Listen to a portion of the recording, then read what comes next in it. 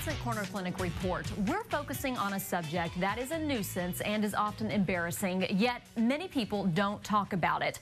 Millions of Americans suffer from incontinence, but there are treatment options available. Dr. Caleb Bozeman has the details. Incontinence is basically the involuntary loss of urine.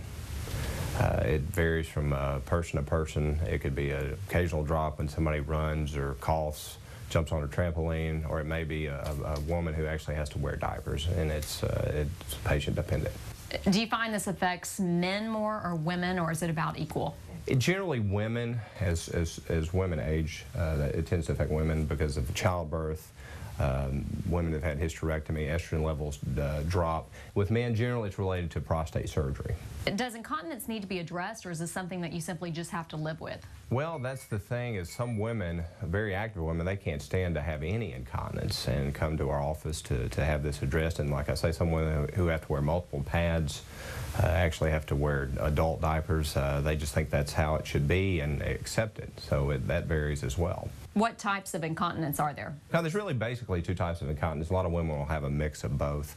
One is stress incontinence. That's where a woman does not have enough support to prevent leakage. So when they do physical activity, that will result in a loss of urine. There's also overactive bladder or urge incontinence. That's basically when it only takes a small amount of urine to reach the bladder before somebody feels they have to run to the bathroom. Are there effective treatments out there? I know some of them are traditional and there are some not so traditional treatments. Well, for stress incontinence, some women will try Kegel exercises, conservative measures, and honestly those tend not to work. They're not very effective.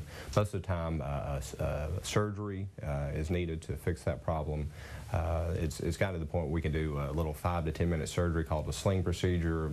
As long as there aren't any complicating factors, it's effective 90–95% of the time. Overactive bladder is a different matter.